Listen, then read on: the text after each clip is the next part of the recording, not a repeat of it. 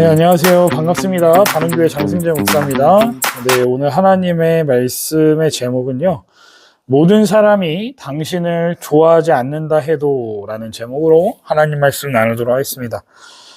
앞선 10장 1절부터 16절에서는 사울이 사무엘로부터 기름 부음을 받고 사무엘이 제시한 세 가지 증표를 통해 자신이 이스라엘의 왕으로 선택받았음을 확신하는 시간이었을 뿐만 아니라 하나님께서 성령님을 통해 그와 함께 하심을 보여주고 있음을 기록하고 있었다면, 이제 이어지는 17절과 28절에서는 사울이 제비뽑기라는 방식을 통해 공개적으로 명실상부하게 이스라엘의 왕으로 선출되는 과정을 보여주고 있는 대목이라 할 수 있습니다. 그런데 우리가 한번 생각해 보면 하나님께서 이미 사울을 왕으로 세우셨단 말이죠. 그렇다면 굳이 사무엘이 백성들을 미스바로 모을 이유가 있었을까요? 왜 모이라고 했냐라는 그 궁금증이 생기지 않겠습니까? 사무엘은 왜 미스바로 백성들을 모은 걸까요? 이것을 두 가지 이유를 좀 설명할 수 있을 것 같습니다. 첫 번째는 이스라엘이 하나님이 아닌 인간 왕을 원했기 때문에 정치적인 차원의 승인을 얻으려는 목적이 있었다는 것이죠. 물론 이미 결과는 사울로 정해졌습니다. 이미 사울의 머리에 기름을 부어서 그를 왕으로 점지해 두셨죠. 이건 하나님이 정하신 일이기 때문에 그 사실을 백성 앞에서 공표만 해도 큰 무리는 없었을 겁니다. 하지만 하나님은 그렇게 하지 않으셨다라는 거예요. 너희들이 그렇게 바라고 원했던 모습의 왕을 하나님께서 선택하시고 주셨다는 것을 보여주시기 위해서 미스바로 백성들을 불러 모은 것이라 할 수 있다라는 겁니다. 또 쉽게 말해서 너희들이 보고 판단하라고 보여주고 있다라는 것이죠. 두 번째로 여기 미스바는요, 또 이스라엘의 군사들이 모였던 요충지였을 뿐만 아니라 사무엘이 우상숭배로 범죄했던 이스라엘 백성들을 꾸짖고 하나님 앞으로 돌아오도록 권면하던 장소였습니다. 하나님과의 관계를 재정립하는 역사적인 장소로 사용되었던 곳이었다라는 거예요. 그럼 이게 무슨 말이죠? 사무엘이 왕을 세워줄 것을 요청하는 이스라엘 백성들에게 다시 한번 미스바로 불러들임으로써 너희들이 지금 우상숭배를 하고자 하는 것과 똑같다라는 것을 알라고 지금 너희들의 영적 상태가 어떠한지 점검하라는 의미에서 불러 모았다라는 것을 알 수 있습니다. 18절과 19절을 한번 보십시오. 사무엘이 뭐라고 말하고 있습니까? 너희들을 애굽에서 건져내시고 지금까지 구원하여서 이끌어오신 왕은 오직 하나님이신데 너희는 지금 하나님을 버렸다라고 책망함을 볼 수 있습니다. 하지만 이스라엘 반응은 어떻습니까? 아랑곳하지 않고 있다라는 거예요. 이렇게까지 말했으면요, 우리가 잘못 생각했다라고 인간왕은 필요 없다고 해야 되는 것이 정상적인 반응 아니었겠습니까? 사무엘도 그 사실을 알게 하기 위해서 이곳에 모이게 했고 말을 전하고 있었다라는 거예요. 주안의 한몸된 지체 여러분, 우리에게도요, 이렇게 미스바와 같은 장소가 있을지 모르겠습니다. 하나님의 은혜를 받았던 장소 말입니다. 영적으로 하나님과의 관계가 소홀하게 여겨진 분들 혹시 계시다면 미스바로 가십시오. 그리고 그곳에서 하나님과의 관계를 회복하시기 바랍니다.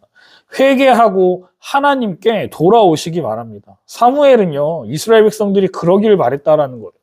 이스라엘 백성들처럼 하나님의 말씀을 듣고도 깨닫지 못하고 하나님이 필요 없다고 우리에게는 이 세상에서 더 편안하게 살 수 있고 누릴 수 있는 돈과 직업과 학위가 필요하다고 하면서 살고 있지는 않은지 돌아보게 되는 말씀이 아닐 수 없습니다. 물론 이런 것들이 필요 없다라는 말이 아닙니다. 다 중요한 것들이죠. 그러나 이런 것들이 하나님께서 나를 구원해 주시고 지금까지 살게 해오셨다라는 것을, 그 은혜를 잊어버리게 만든다면, 그리고 우리의 주인이 하나님이 아닌 세상 것들로 가득 차 버렸다면 우리는 이스라엘 백성들과 같이 하나님을 버리는 인생이 될 거라 생각합니다. 이제 사무엘은 이스라엘 각 지파 사람들을 1000명씩 앞으로 나오게 합니다. 그리고 왕을 선출했다라고 19절에 나옵니다. 이 과정에서 사무엘은요, 전혀 자신의 영향력을 행사하지 않았다라는 것을 우리는 알아야 합니다. 사무엘은 인간 왕을 세우는 것을 원하지 않았지만 철저하게 하나님의 역사를 지켜보고 있었다라는 것을 또 우리는 알아야 됩니다. 하나님의 주권을 전적으로 믿고 의지하는 사람의 모습은 바로 이러해야 할 줄 믿습니다. 우리도 마찬가지입니다. 교회에서 직분자를 세우는 일도 마찬가지예요. 하나님께서 세우신 사람이라고 하는 확실한 믿음이 있다면 공정한 과정을 거치는 과정에서 내가 마음에 들지 않는다고 그 사람을 함부로 대하거나 그 일을 방해해서는 안 된다는 겁니다. 하나님께서 세우신 자라면 되게 하실 것이고 아니라면 못하게 하실 것이라는 그런 확실한 믿음이 있을 때 우리에게는 사무엘과 같이 모든 일을 지켜보고 말씀에 순종할 수 있다는 것을 배우게 되는 것 같아요. 자, 그러면 이제 사울은 뭐 하고 있는지 한번 살펴봅시다. 사울이 왕으로 세워지는 자리에 수많은 사람들이 지금 모여 있어요. 그런데 지금 정작 주인공인 사울이 이 자리에 없다고 21절에 나옵니다. 수많은 백성들이 보는 앞에서 왕으로서 등극해야 할 주인공이 나타나지 않는 이런 황당한 사건이 발생된 겁니다. 한참을 찾아도 안 보이니까 이제 이스라엘 백성들이 답답했는지 하나님께 여쭤보기 시작합니다. 하나님, 우리의 왕이 될 사람이 지금 이곳에 와 있는 겁니까? 그러자 하나님께서 사울이 숨은 곳을 알려주시죠. 하나님께서 알려주신 장소에 가보니까요, 이 왕이 될 사람이라고 하는 사람이 진보다리들 사이에 숨어 있는 것 아니겠어요? 여러분, 이 광경이 얼마나 우스꽝스럽습니까? 왕이 될 사람이요, 쫄보입니다, 쫄보. 그러면 왜 사울은 이런 모습을 보이고 있냐라는 거예요. 이스라엘 백성들 중에는 사울 왕을 환영하는 사람도 있었고요, 그러지 않는 사람들도 있었기 때문이라는 겁니다. 사실은 이 사실을 아마 사울 자체는 너무나도 잘 알고 있었던 것 같아요. 어떻게 예상했을까요? 그 이유가 다 있습니다. 사사기 20장 1절과 11절을 보시면 당시에 베냐민 지파 사람들이 레위 제사장의 첩을 밤새 건드려서 그 여인이 죽게 되는 일이 있었단 말이에요. 그 사건으로 인해서 미스바에서 이스라엘 연합군이 사울이 속한 베냐민 지파를 진멸하자고 맹세한 곳이 바로 어디였냐면 지금 사울이 있는 미스바였다란 말이에요. 그러니 사울 입장에서는 별로 내키지 않는 장소였을 뿐만 아니라 사람들이 베냐민 지파 사람인 자신을 왕으로 세울 것이라고는 전혀 생각을 못하고 있었다는 것을 우리는 알 수 있다는 것이죠. 사울 입장에서는 그런 범죄를 저질렀었던 베냐민 지파인데 사람들이 인정하겠냐라는 생각이 안 들었겠습니까? 사울 입장에서 생각해보면 너무나 당연한 모습이지 않겠어요? 그런데 사울의 생각과는 다르게 사울의 큰 키와 준수한 외모를 보고 매우 마음에 들어하는 사람들이 있었다라는 거예요.